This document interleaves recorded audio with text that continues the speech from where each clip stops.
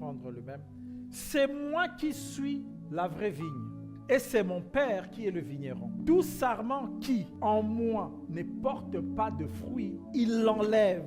Tout sarment qui porte de fruits, il le purifie en les taillant, pour qu'il porte encore plus de fruits. Vous êtes déjà purs à cause de la parole que je vous ai dite. La pureté vient de la parole de Dieu.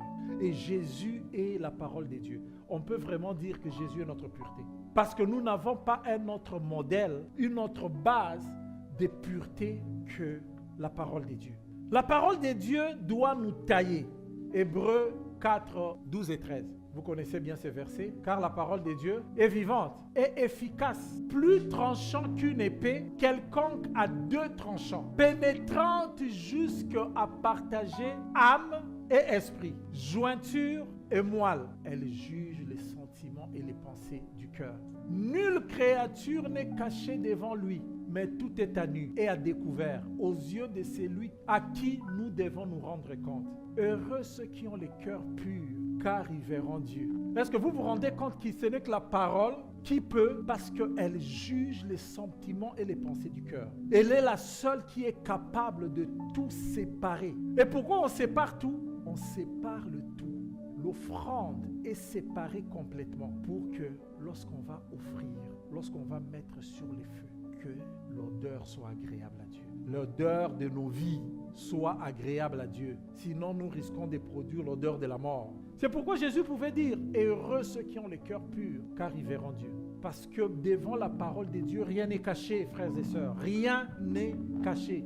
Devant lui, rien n'est caché. Je vais vous ouvrir une fenêtre juste pour qu'on comprenne ensemble. Dans Lévitique 1, 4 à 9, on décrit comment le sacrificateur du temps de Moïse taillait l'animal. Il posera la main sur la tête de l'Holocauste, qui sera agréé de l'Éternel, pour lui servir d'expiation. Il égorgera le veau devant l'Éternel, et les sacrificateurs, fils d'Aaron, offriront le sang et la répandront tout autour sur l'autel qui est à l'entrée de la tente d'assignation. Il dépouillera l'Holocauste et le coupera en morceaux.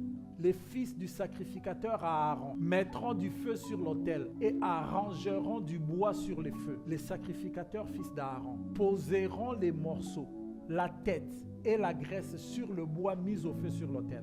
Il lavera avec l'eau les entrailles et les jambes, et le sacrificateur brûlera le tout sur l'autel. Cet holocauste est un sacrifice consumé par le feu, d'une agréable odeur à l'Éternel. C'est comme ça qu'il le faisait. Mais c'est quoi les liens avec nous? C'est quoi les liens avec heureux ceux qui ont les cœurs purs, car ils verront Dieu? Premièrement, nous avons il égorgera le veau devant l'Éternel. Colossiens 3,5 dit quoi? Faites donc mourir les membres qui sont sur la terre. En fait, notre première étape, c'est comme ce sacrifice-là, l'Holocauste. La première des choses, c'est mourir en Christ. C'est pourquoi on dit nous mourons en Christ. Mourir en Christ, c'est faire mourir tous ces membres terrestres. Faire mourir ce que nous étions avant. L'impudicité, l'impureté, les passions mauvaises, les mauvais désirs, la cupidité. Faire mourir tout ça. Parce qu'on n'immole pas l'animal vivant.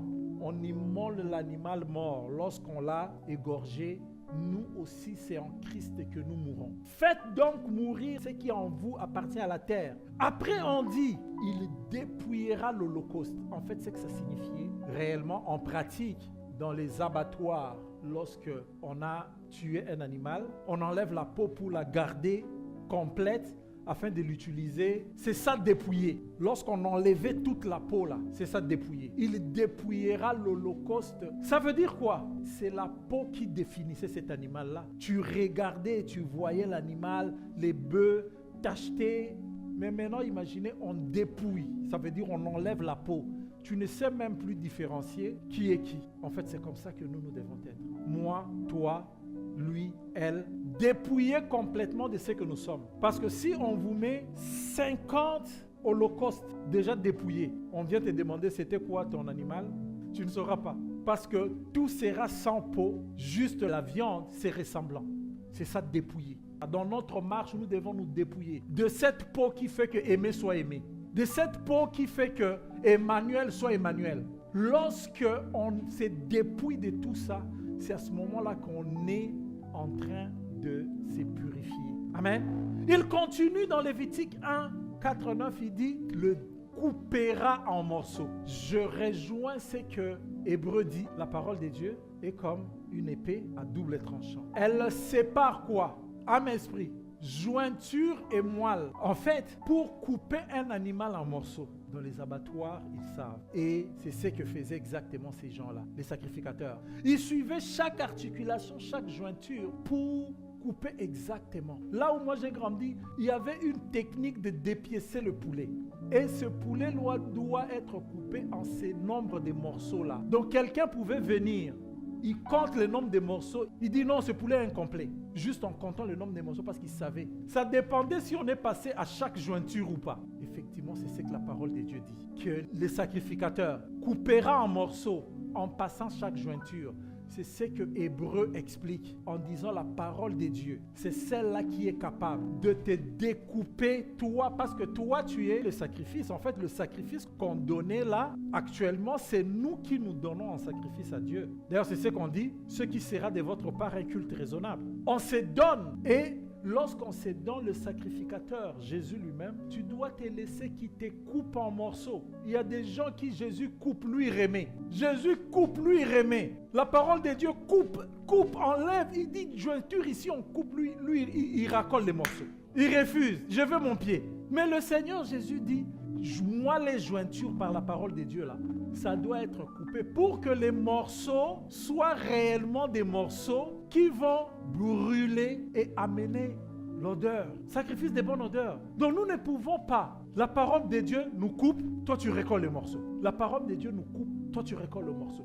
C'est pourquoi il dit une épée à double tranchant qui va jusqu'à séparer moi les jointures. C'est elle qui sépare. Dès qu'elle te sépare, c'est pour que tu produises des fruits. Jésus dit tailler et monder, c'est pour produire encore beaucoup de fruits. Mais en pratique, nous les hommes là, nous sommes, des fois on regrette même pourquoi Jésus nous a coupés. C'est là où tu vas entendre quelqu'un dire, gare à toi, tu as de la chance là. Si c'était l'ancien aimé là, donc tu regrettes l'ancien aimé. Tu regrettes l'ancien aimé au lieu de te dire, gloire à Jésus. Que maintenant, comme les apôtres disaient, je peux souffrir pour lui. L'ancien aimé est mort. L'ancien aimé qui ne tolérait pas de souffrir pour du bien. Mais Jésus vient t'apprendre que je coupe ici, la parole coupe ici, la parole coupe ici. Donc tu peux te réjouir dans la douleur en disant « Merci Seigneur, car tu es toujours Dieu ». Le verset qui suit, après avoir coupé, comme j'ai dit, en suivant les articulations et jointures, il a mis tous les morceaux sur le bois du feu. Il lavera avec de l'eau les entrailles et les jambes. Ça, c'est ce que la parole de Dieu fait. Nous lave. Tu entends, ça devient ta seconde peau. Parce que la première a été dépouillée, complètement enlevée. Les entrailles là qui sont sales, lorsque on les lave, l'eau purifie. Laissons-nous mourir en Christ. C'était ça la première étape, non? On l'égorgera. Laissons-nous mourir en Christ. Ça veut dire, laissons mourir tout ce qui est en nous et terrestre. Colossiens l'a cité. Tout ce qui nous amène à la jalousie, tout ce qui nous amène à des envies. Laissons-nous mourir en Christ. Laissons-nous nous dépouiller. L'Holocauste a été dépouillé, on a enlevé complètement sa peau pour qu'il ne soit plus identifié comme il était avant. Laissons-nous nous tailler parce que des fois, nous n'acceptons juste pas les remarques. Même les remarques qui viennent de la parole de Dieu. Là, nous allons rapidement chercher un autre verset qui va dire le contraire pour dire au frère ou à la sœur. Mais tu vois ici aussi, il est dit, laissons-nous mourir. Laissons-nous émonder, laissons-nous nous laver, laissons-nous nous purifier. Mais par quoi? Romains 12, 1 à 2. Je vous exhorte donc, frères, par les compassions de Dieu, à offrir vos corps comme un sacrifice vivant, saint et agréable, ce qui sera de votre part un culte raisonnable.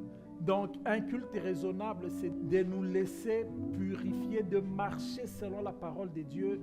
Ne vous conformez pas au siècle présent, mais soyez transformés par le renouvellement de l'intelligence, afin que vous discerniez ce qui est la volonté de Dieu, ce qui est bon, agréable et parfait. Vous voyez que nous pouvons l'éviter, mais on ne peut juste pas être pur devant Dieu en l'évitant. En évitant quoi? En évitant la parole de Dieu. Tu peux éviter la parole de Dieu, mais sache que oui, le Seigneur nous a lavé, il a tout payé, mais après, pour que l'Holocauste soit agréable, la parole de Dieu comme une épée à deux tranchants. Permet d'égorger, de nous mettre à mort en Christ. La parole de Dieu permet de dépouiller toute la peau, enlever ce que nous étions. La parole de Dieu permet de couper moelle et jointure pour que les morceaux soient agréablement placés. La parole de Dieu, avec l'eau de l'esprit, de laver tout ce qui est sale et de les amener à ce que nous puissions marcher.